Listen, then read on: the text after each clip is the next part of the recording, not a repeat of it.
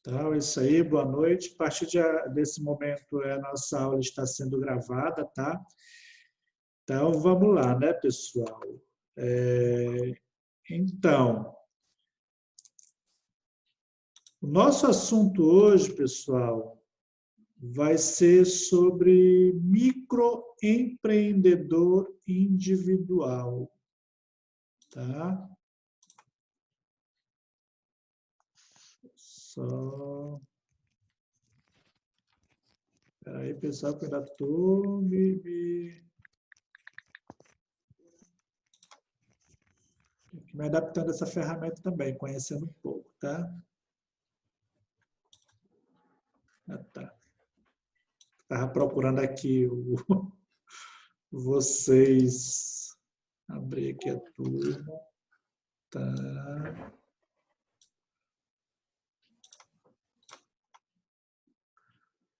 Ok, então, gente, ó, o nosso assunto vai ser sobre, né, o microempreendedor individual, tá? O famoso MEI. A gente vai vamos ter um bate-papo, na verdade, sobre essa qualidade aí de, vamos dizer assim, de empresa, né? Que, na verdade, o microempreendedor ele é uma pessoa jurídica constituída, né? Assim, é um modelo de personalidade jurídica, digamos assim, mais simplificada, né, em relação às demais formações jurídicas, né, que a gente tem aí, né, em comparação a uma microempresa, uma empresa de pequeno porte, né, uma grande empresa. Então, aí a gente tem aí esse microempreendedor individual.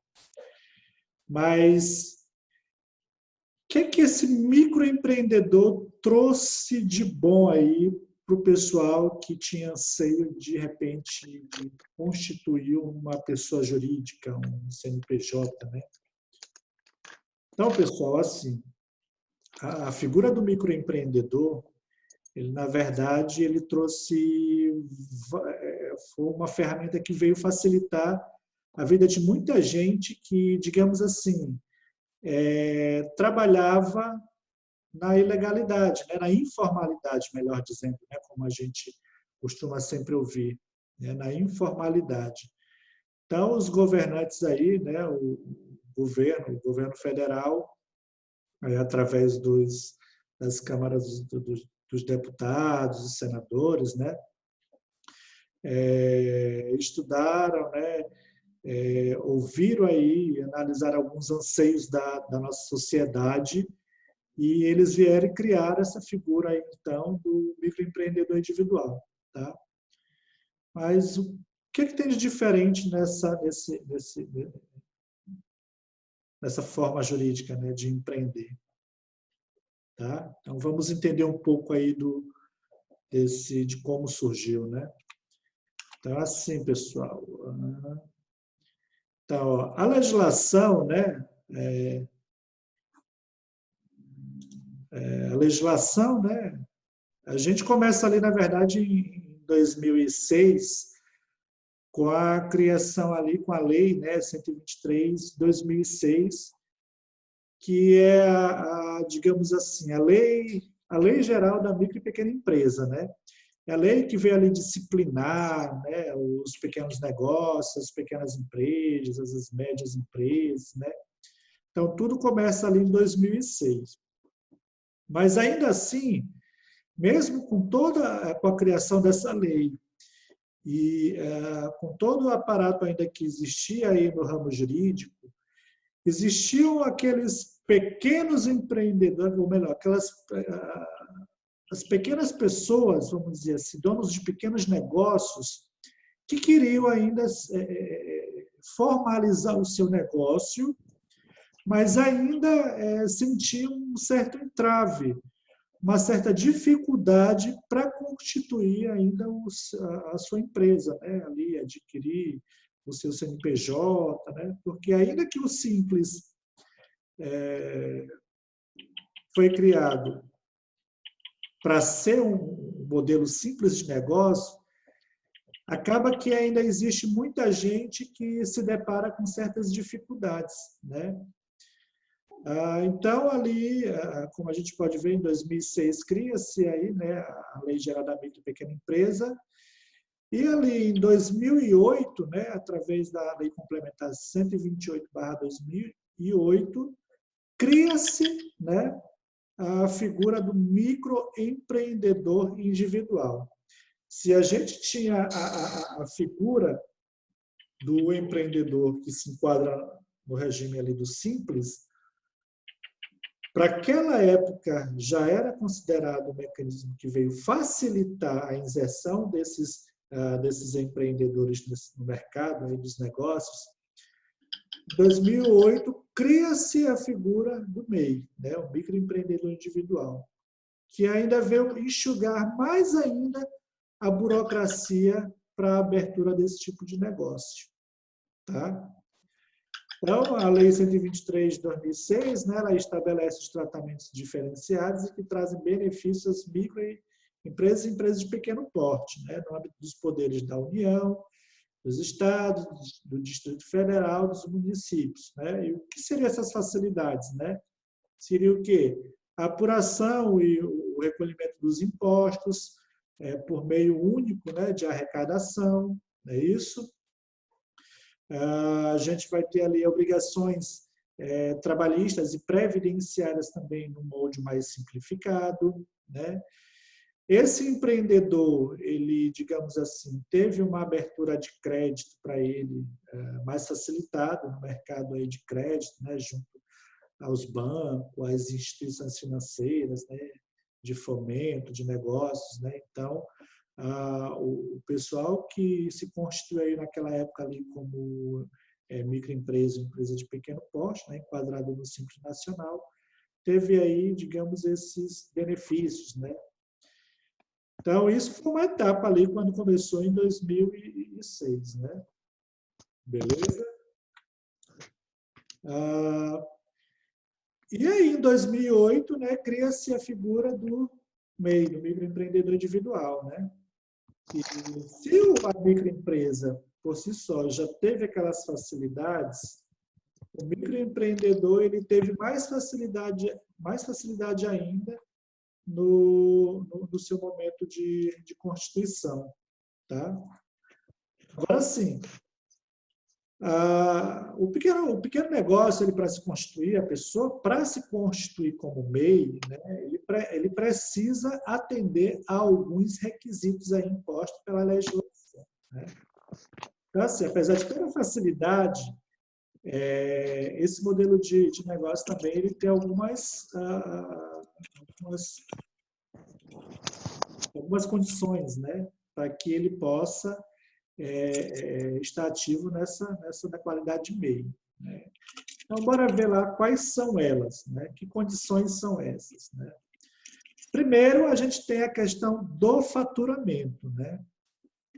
Então, assim, enquanto que uma microempresa, uma empresa de pequeno porte, ela pode, na verdade, eu tenho ali a microempresa que ela pode faturar anualmente até 360 mil, e a empresa de pequeno porte, que pode faturar até 4 milhões e 800 no ano, o MEI, ele, para poder, né, manter-se enquadrado nessa condição de MEI, ele só pode ter um faturamento, hoje, né, de até R$ 81 mil anuais, tá, pessoal? Então, por ano, tá? Então, reforçando, anualmente, para uma pessoa poder, né, manter-se na condição de MEI, ela precisa faturar, ela só pode faturar, na verdade, até R$ 81 mil anuais. Tá? A pessoa, para se constituir como MEI, ela não pode ser sócia de alguma outra empresa, ela não pode ter sociedade, tá? Ele não pode ser administrador e nem titular de outra empresa. Tá? Então, o MEI, né, a partir do momento que a pessoa ela se constitui como MEI, ela pode ser, em questão de constituição de pessoa jurídica, ela só pode ser exclusivamente MEI. Não pode ser, né, não pode aí figurar, né, em outros negócios, como sócio, como administrador ou como titular, tá bom? Isso é outra condição, beleza? O cidadão que se constitui como MEI também só pode contratar um empregado, tá bom, pessoal? Só pode contratar um empregado, beleza? E esse empregado, ele está limitado a receber, a título de salário, né, um salário mínimo ou um salário que seja o piso de uma categoria. Ah, Mauro, o que é isso? O que é esse piso de categoria? Então, digamos assim, vamos supor que você resolva constituir um MEI e você resolva, vamos supor que você vai botar uma lojinha, né? Uma lojinha lá para vender variedades, né? Então, essa loja ela está ali, né? Ela faz parte ali da atividade de comércio, né? E a gente sabe que, tipo, aqui nessa região, vamos dizer, no sudoeste, aqui do Paraná, existe as convenções coletivas que anualmente são fechadas e que determinam o piso salarial de um profissional que trabalha aí, digamos, numa loja, né? Então, vamos supor, o vendedor, né? Então, o vendedor, ele tem um piso salarial da sua categoria, né? Conforme ele versa o sindicato da categoria. Então, vamos supor, hoje o salário mínimo é de R$ 1.045, né? Porém, pela categoria dos comerciários, o piso salarial é de R$ 1.407. Então, de repente, se eu resolvo abrir uma lojinha e eu constituo ela como MEI, e eu pretendo e eu vou contratar um vendedor, eu vou ter que fichar ele, vamos dizer, né, como costuma dizer, fichar ele como um vendedor, então eu tenho que pagar o piso da categoria, né, que é o quê? R$ 1.407, e não o salário mínimo, tá? Então, a gente precisa estar muito atento a isso. Então, o limite de contratação é de um funcionário, e esse funcionário, né, o MEI, ele está limitado ao pagamento de um salário mínimo ou o piso da categoria, tá, pessoal? Então, estejam atentos a isso, né? Ó, o MEI, né, ele só pode exercer atividades econômicas que estejam autorizadas ali pela resolução CGSN, né, 140, né, conforme o anexo 6, tá? Então, lá no anexo 6, né, eu preciso ver se o meu negócio, né, se a atividade que eu pretendo exercer como MEI, ela é permitida no rol das atividades descritas do anexo 6 dessa resolução 140 da CGSN, né, que é o Comitê Gestor do Simples Nacional, tá, gente? Essa sigla aí, tá? CGSN, Comitê Gestor do Simples Nacional. Então, a resolução desse comitê, né, a 140, né, no seu anexo 6, ela vai elencar quais atividades são permitidas para ser exercidas por um MEI, tá, pessoal? Então, basicamente, são essas condições que precisa estar atento na hora de formalizar-se como MEI, tá bom? Então, se você é aluno, né, ou algum conhecido seu, algum familiar vier conversar com você, olha, eu quero abrir, né, um MEI, quero abrir um negocinho, né, uma lojinha, e eu quero ser MEI. Então, eu preciso saber, em primeiro lugar, se essa atividade está elencada aí no rol das atividades permitidas. Vamos supor, vamos supor, Mauro ele é contador, né? Então, digamos que se eu, como contador, quisesse abrir o meu escritório de contabilidade e eu quisesse iniciar ali as minhas atividades me constituindo como MEI, tá? Eu não poderia. tá? Por quê? Porque justamente essa resolução 140, esse anexo 6, ele não traz a atividade de contabilidade, né, como atividade permitida para a MEI, tá bom, pessoal? Então, é um exemplo que eu estou trazendo aqui para você. Então, ó, muita atenção, né, na hora que você for querer constituir aí a sua empresa e pretender aí iniciar, né, basicamente aí como MEI, você tem que estar atento a isso, a esses detalhes, tá bom?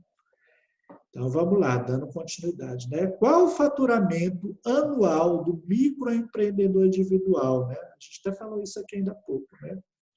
Que o faturamento anual permitido é de R$ 81.000 por ano, né?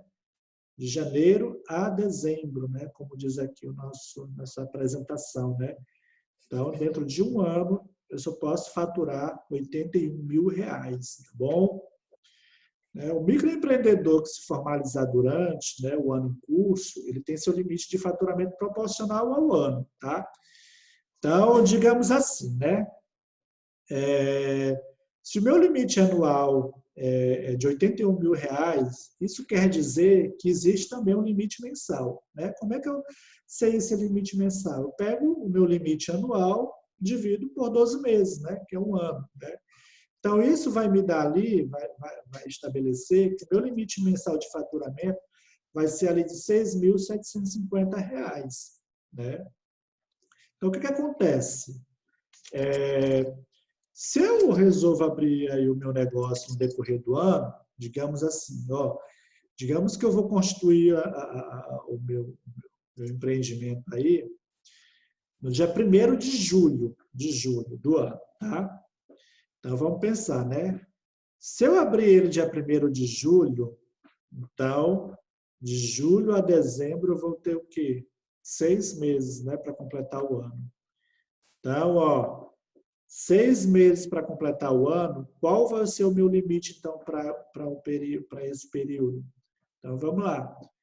Se eu posso faturar aí 6.750 por mês, então, eu multiplico aí por 6 meses, isso vai dar o quê? Vai dar 40.500, né?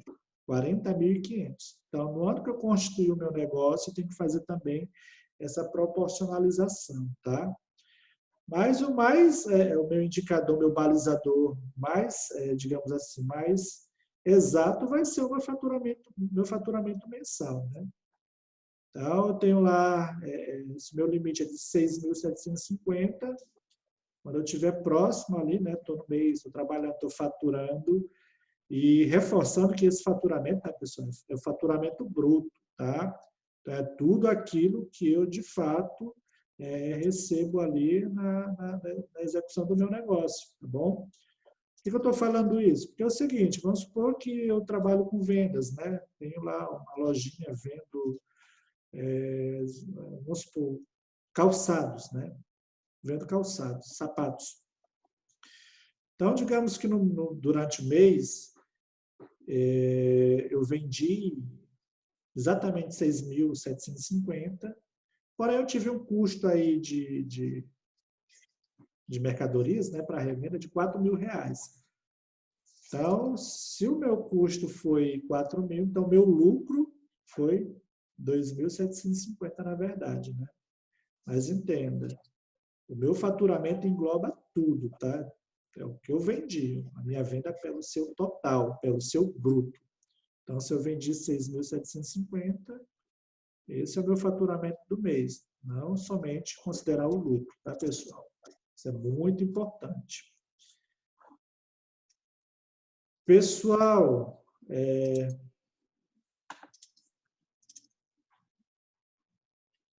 alguma dúvida aí?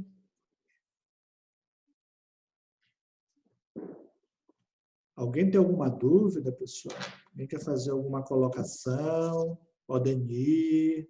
A dona Cleusa, Elizabeth. Alguém quer fazer aí alguma pontuação, tirar alguma dúvida aí sobre o MEI? Ou eu posso continuar?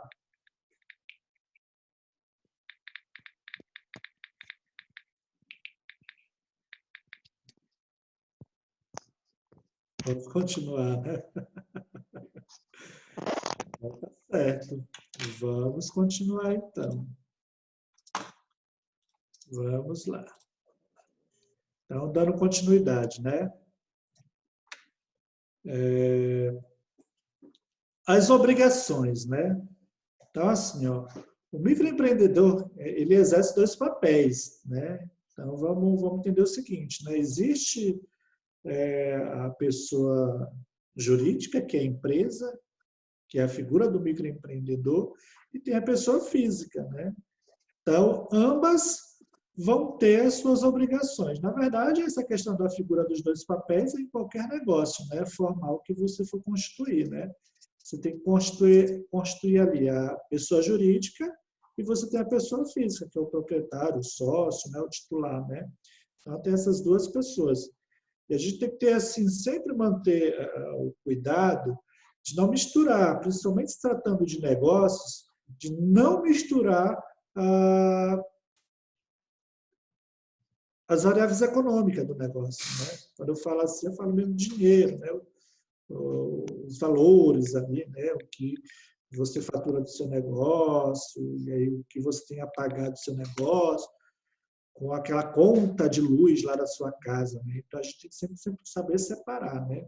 Sempre entender que a partir do momento que a gente se constitui enquanto pessoa jurídica, enquanto negócio, a gente vai ter ali as obrigações das duas partes, né? Vamos supor, eu, Mauro, resolvi abrir uma empresa, uma, uma, uma empresa, né? Uma pessoa jurídica. Então, eu tenho que entender que eu, Mauro, eu tenho as minhas obrigações enquanto pessoa física, né? Pagar os meus impostos enquanto pessoa física, e ter as obrigações enquanto pessoa jurídica, as obrigações da empresa, né? Pagar os impostos da empresa, né? Cumprir com as obrigações assumidas pela empresa, então, pessoa jurídica, tá? Então, aqui, né? As obrigações como pessoa jurídica aqui no caso do MEI, né, gente? Então, assim, a partir do momento que eu me constituo como ao MEI, eu vou ter as obrigações, né, da pessoa jurídica. E quais são elas? Pagar os impostos, né, ali através do documento de arrecadação do Simples Nacional, é isso. E cabe ressaltar, reforçar que, tipo assim, a gente sabe que no MEI a gente costuma pagar os meus impostos e ele é um tributo ali, uma taxa fixa por mês, né? Hoje gira em torno ali de, dependendo ali do segmento que você se enquadra, vai vai gerar vai estar em torno ali de 53, 55 reais, né? Você vai pagar esse valor fixo todo mês, tá? Então, assim, independente de você faturar no seu negócio R$ 1, R$ 10, ou faturar os seus 6.750 no mês, né, o seu tributo ele vai ser fixo. Né? Na verdade, isso é uma condição boa para o MEI, né? Se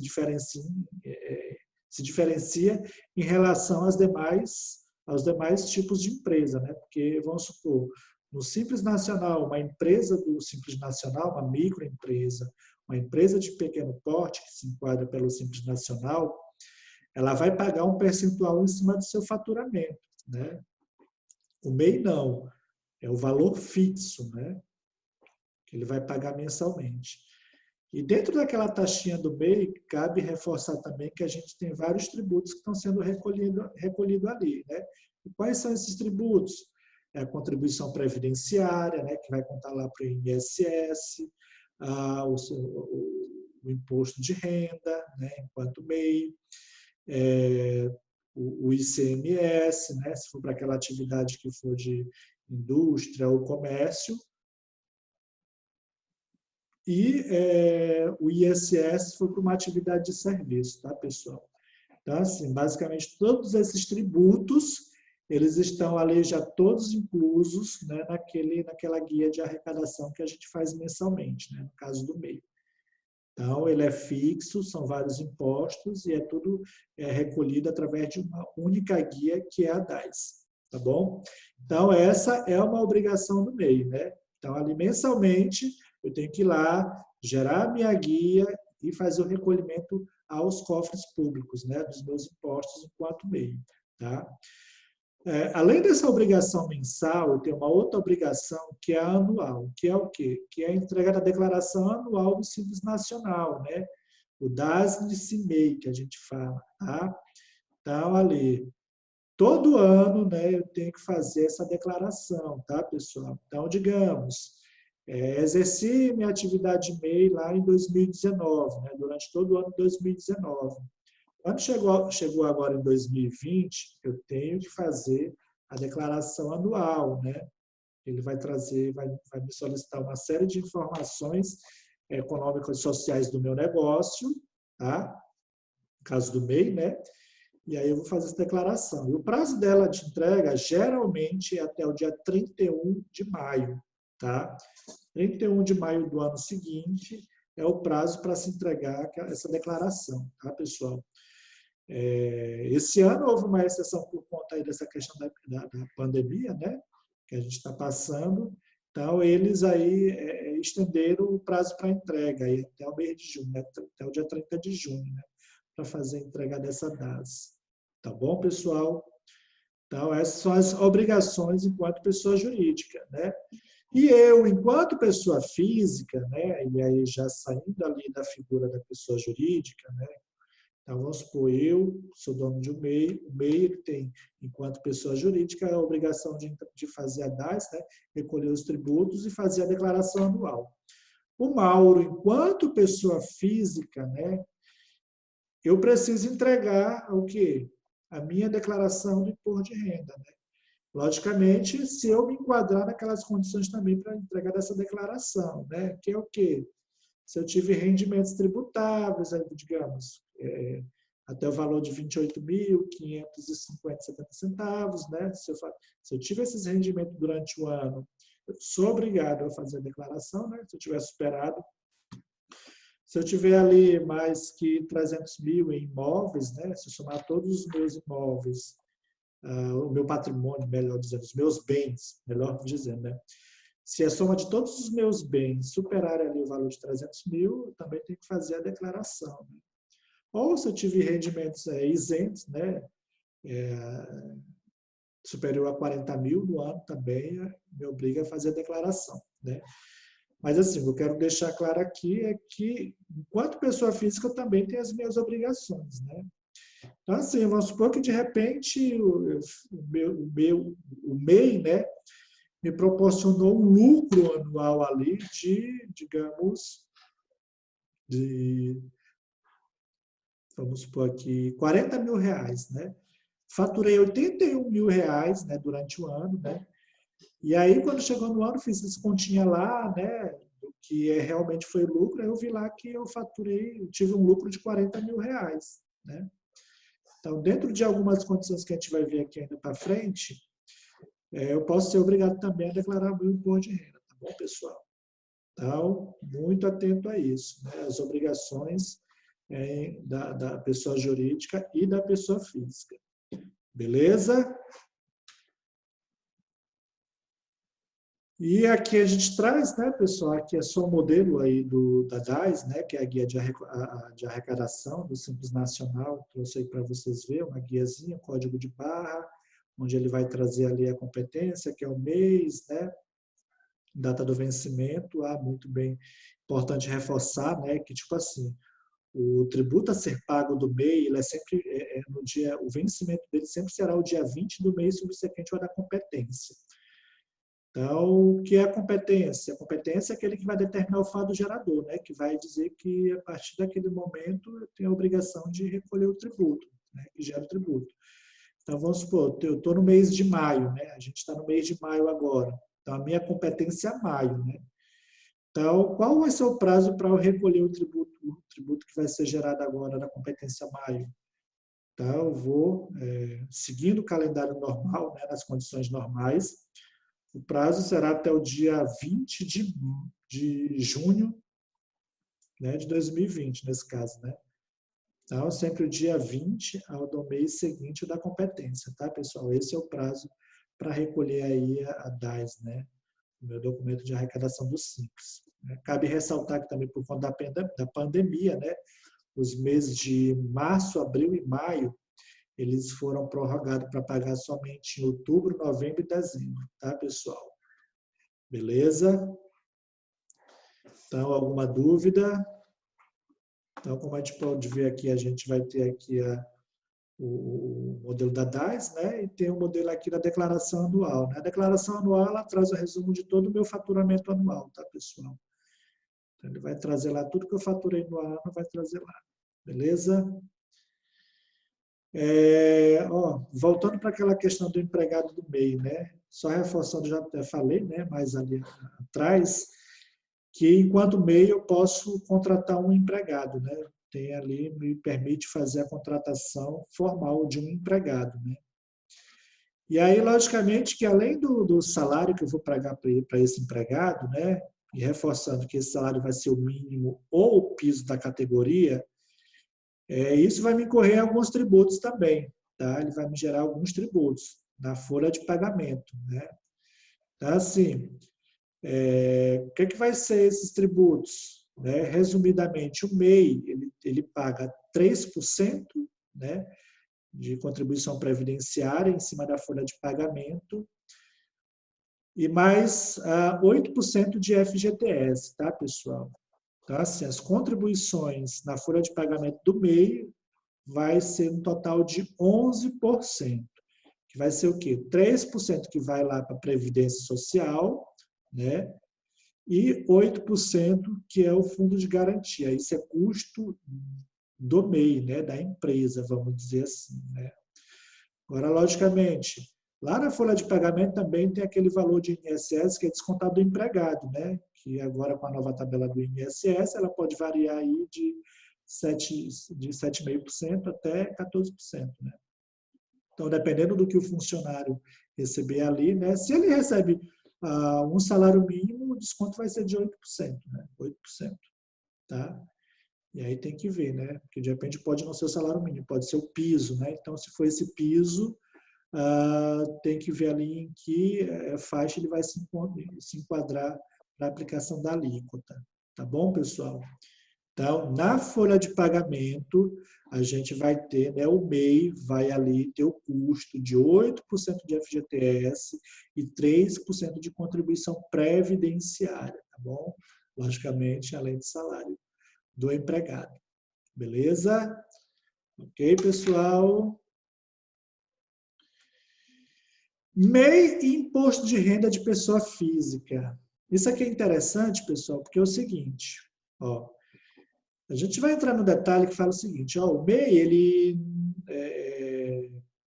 se o MEI, né, a questão do imposto de renda da pessoa física, ó, o que acontece?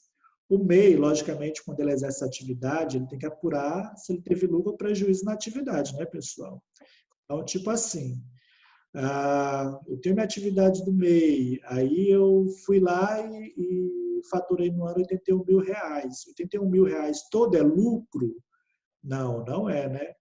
Eu tenho que verificar ali quais foram os custos da minha atividade para poder eu apurar de fato o meu lucro, tá bom? Porque apesar de eu ter faturado R$ 81.000, eu tive gasto ali, despesas, né? De água, luz, telefone, mercadoria, possivelmente um aluguel, né?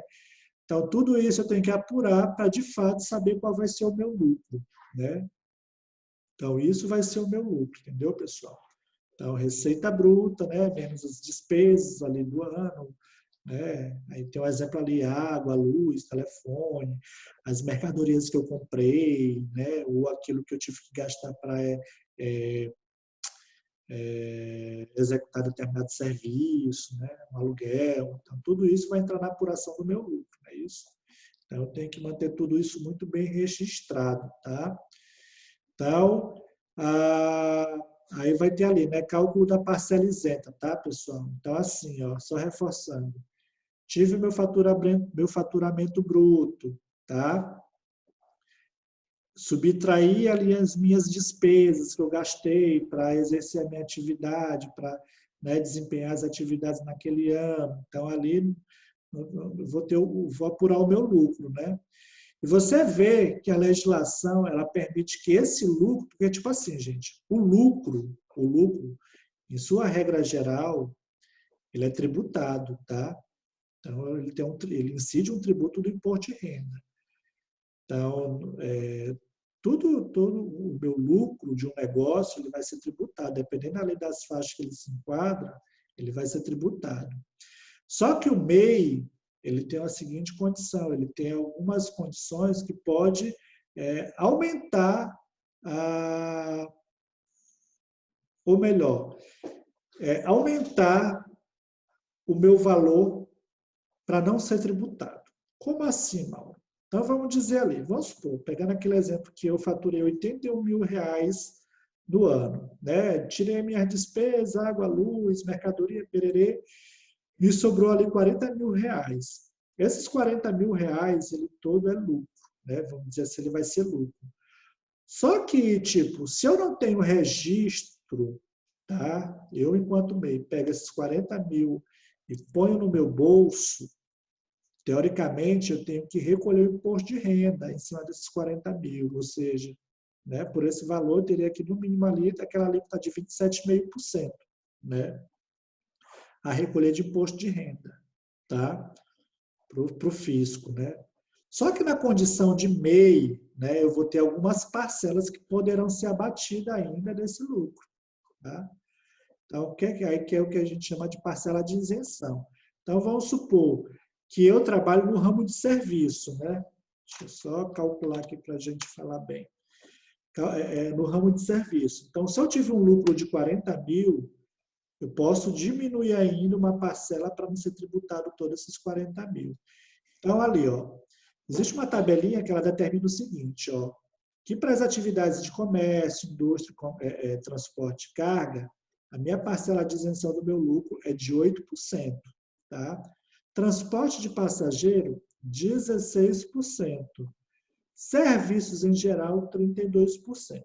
Então, vamos supor lá que, digamos, que eu tenho um MEI que eu faço serviço. Né? E aí, depois daquelas apurações, eu cheguei a um valor de R$40 mil. Né? Poxa, eu vou tributar os R$40 mil de imposto de renda em cima dos R$40 mil. Só a título de exemplo, pessoal, R$40 mil vezes 27,5. Poxa, é uma conta burra, tá? Que rápido. Eu teria que pagar R$11 mil de imposto de renda. Olha só. Dos R$40 mil, né, que eu obtive de lucro, 11% teria que ser de imposto de renda. Né? Só para você ter uma ideia. Só que aí, o que a legislação lá, enquanto bem me permite? Uma parcela de isenção. Vamos supor que eu seja da atividade de serviço. Eu tenho uma parcela de isenção de 32%, né, do meu lucro. Ou seja, 32% do meu lucro ele é isento de tributação. Eu não preciso tributar.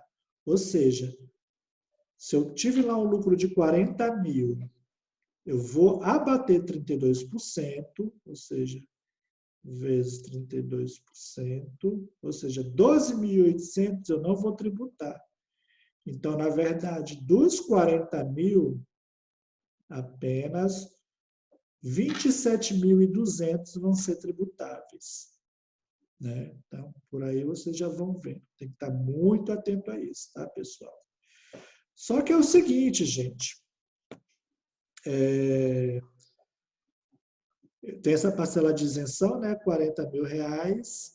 Só que aí tem o seguinte, né? Para que eu possa me beneficiar, né, dessa condição de não pagar imposto de renda sobre o total do meu lucro, eu tenho que ter minha contabilidade ali toda registrada, regular, entendeu? Meu livro caixa, tudo que entra, tudo que sai, comprovantes de pagamento, tudo isso tem que estar tudo devidamente comprovado. Por quê? Porque a partir do momento que eu faço meu imposto de renda e digo que o meu lucro ele não vai ser tributado e tal, que eu vou estar deduzindo ali a tributação, e se por acaso o fisco vier a me questionar, eu tenho que ter como comprovar tudo isso. Não é simplesmente a meu prazer, não, 40 mil, não vou tributar não, ou vou tributar só ali uns 27 mil, né? 27.200. Né? Por quê? Porque o fisco ele pode me chamar e dizer, ô Mauro, eu vi aqui que tu teve um lucro de 40 mil, mas tu só pagou imposto sobre 27.200. Por quê? Ah, não, porque eu fiz a conta lá, né, que eu podia bater 32%, por isso eu paguei. Tá, mas então tá bom. Você tem como comprovar, né, todas as tuas despesas, né, que tu chegou naquele lucro de 40 mil? Tal, Tá, pessoal. Então a gente estava falando sobre aquela questão da base, né, da questão da base, né, da isenção, tá? Alguém quer comentar, falar alguma coisa, ou posso continuar?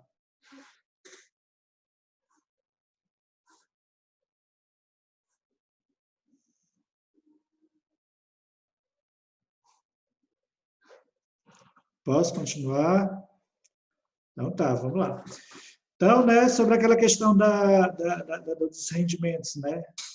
Que quando a gente apura o lucro, então no caso do MEI, uma parcela daquele valor ele pode ser isento do imposto de renda, né? E o que sobrar, logicamente, ele vai entrar como rendimento tributável na sua declaração. E se você não atingir, tipo, no exemplo que a gente fez ainda há pouco, a gente teve 40 mil de lucro, né? Então, vamos supor, só que dos 40, 12.800 ficou como isento, né? Que é aquela parcela isenta. Aí sobrou 27.800, que no final das contas acabaria ficando também não tributado. Por quê? Porque o limite para pagar imposto de renda no ano, né, para rendimento tributável, seria de 28.559. Se eu tenho 27.700, então ainda assim eu estaria isento. Mas isso são coisas que precisam estar tudo devidamente registrado, tá, pessoal?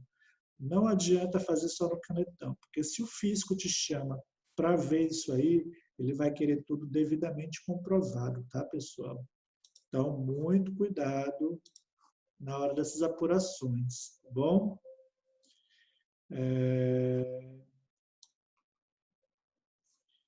E aí tem só a legislação, né, que nos traz que, dando reforço a essa questão dessa parcela de isenção, que justamente ele traz isso, né, a fundação do quê? Que é a lei lá que fala, né, o artigo 14 da lei 123, que fala, ó, considera-se isentos do imposto de renda na fonte e na declaração de ajuste anual, né, de ajuste do beneficiário, os valores efetivamente pagos ou distribuídos ao titular ou sócio da microempresa ou empresa de pequeno porte, optante pelo Simples Nacional, salvo os que correspondem a prolabore, aluguéis e serviços prestados. Né? A isenção de que trata o caput deste artigo fica limitada ao valor resultante da aplicação dos percentuais de que trata, que são aqueles percentuais daquela tabelinha que a gente viu na apresentação anterior, de 8%, né, 16% ou 32%. Né? Sobre a receita bruta mensal, no caso de antecipação na fonte, ou da receita bruta total anual, tratando-se da declaração de ajuste, subtraindo-se o valor devido na forma do Simples Nacional do período. Mas, resumindo, é isso, gente, entendeu?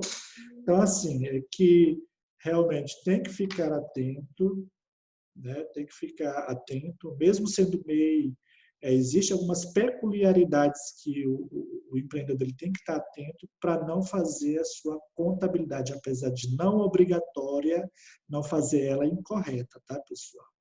E o que a gente mais vê por aí, o pessoal não dá devida atenção para isso, acha que porque é MEI, tem que fazer a coisa de qualquer jeito, e não é bem assim, tá, pessoal? Tem que ter bastante atenção. Aí aqui é só um exemplo, uma pergunta, na verdade, que foi levada à questão para a Receita Federal, né? Que diz o quê? Ó? Como são tributados os rendimentos de sócios ou titular de empresas optantes pelo regime especial do Simples Nacional, né? Resumindo, devidos pelas microempresas e empresas de pequeno porte, né? Ó, são considerados isentos do imposto sobre a renda na fonte, na declaração de ajuste do beneficiário, os valores efetivamente pagos ou distribuídos ao titular ou sócio da microempresa ou empresa de pequeno porte, optante pelo Simples Nacional, salvo se corresponderem a prolabore, aluguel ou serviços prestados. Tá? A isenção ela fica limitada ao valor resultante da aplicação dos percentuais de presunção de que trata o artigo 15 da lei, né, tal, do imposto de renda das pessoas jurídicas sobre a receita bruta mensal, no caso de antecipação na fonte, ou da bruta anual, tratando-se de declaração de ajuste, subtraindo o valor devido na forma do Simples Nacional. Tá? Na verdade, é só reforçando que a lei trata sobre a questão de você poder ter uma parcela do lucro isenta de tributo. Tá, pessoal?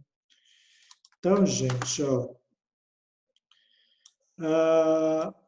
o tema é esse, entendeu? Eu queria ver agora se alguém tem alguma pergunta, se alguém gostaria de fazer alguma contribuição, né? Quero saber de vocês agora, pessoal, tá? Alguém quer fazer alguma pergunta aí, né, em relação sobre a questão do MEI? Estou à disposição.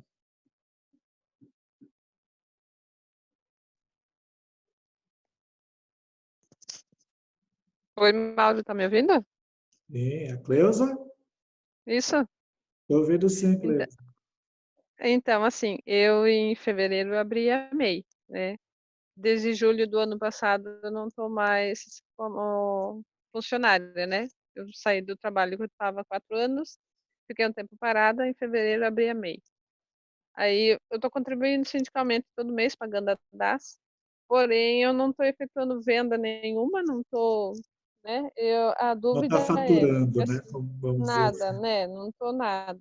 Aí a dúvida é, eu todo mês continuo pagando minha DAS, mas se chegar um tempo e eu não aparecer nada de faturamento nem um mês, eu não faturo nada, não entro nada, não entende como que vai chegar um ponto que eu vou ter que dar uma explicação para isso?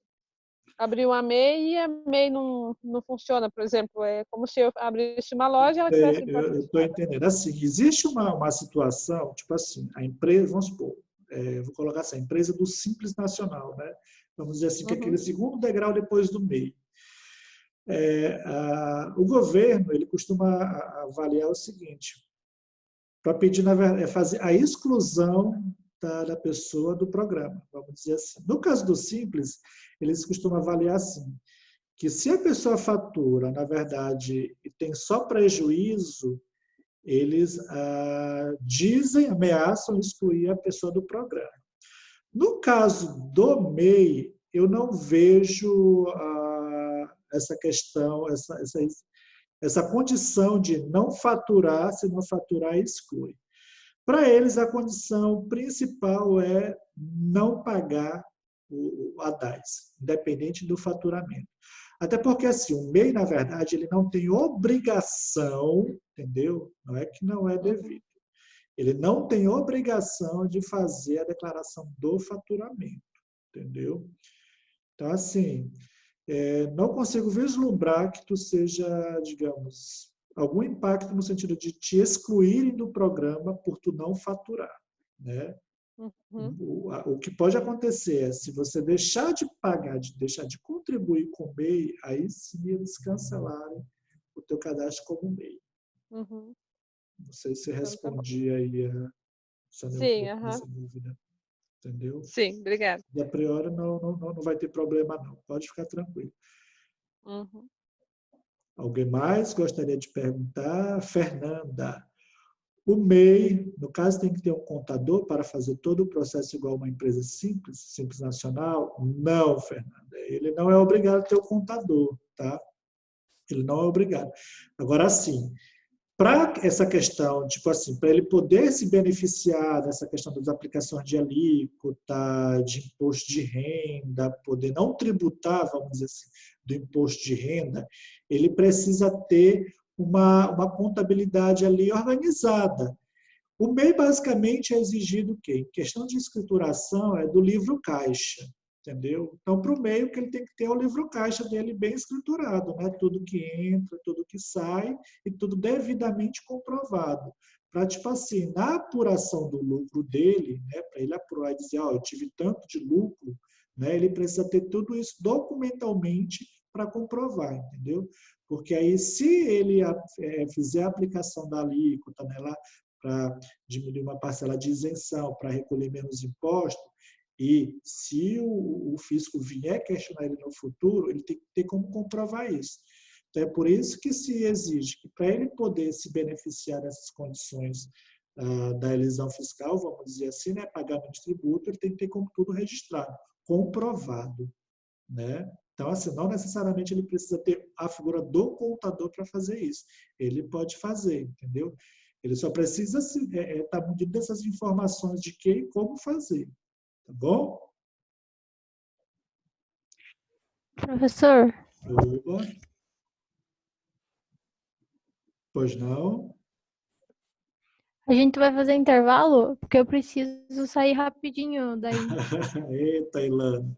Não, Ilana, assim, eu queria saber se alguém mais tem alguma pergunta, algo mais a contribuir. Se não tiver, a gente pode já encerrar a nossa aula, tá? Daqui a pouco eu vou estar enviando no grupo a atividade dessa aula, tá? Para vocês acessarem e responderem. Mas, a priori, entendeu? Se ninguém tiver mais nada a perguntar ou contribuir, a gente já pode encerrar. Tudo bem, pessoal? Viu? A atividade tem que ser enviada hoje ainda ou pode ser amanhã? Não, pode ser até amanhã. Nós temos que enviar Então para tá bom. poder contar a presença, tá, pessoal? Sim. Não é só porque eu tenho uns negócios pra resolver aqui, me surgiu aqui de Sim, emergência. senhora, dona Ilana. É Letícia? Ah, é. Letícia. Eu estou tirando a Juliana, meu Deus. Juliana é minha sobrinha que estava aqui ainda agora, estava com isso na cabeça. Então, pessoal, acho que é isso. Espero que sim, eu vou enviar no WhatsApp. Vou enviar lá. Tá? É um formulário do Google Forms, é só acessar e preencher direitinho. Tá? Pessoal, ó, então quero agradecer a presença aí daqueles que se comprometeram, né, tiraram um tempinho para estar junto aqui com a gente. Meu muito obrigado. Espero que tenham gostado. Desculpe pelas falhas, tá? Como é a primeira, assim, dessa online, todo mundo aí junto, a gente vai aprendendo, tá bom?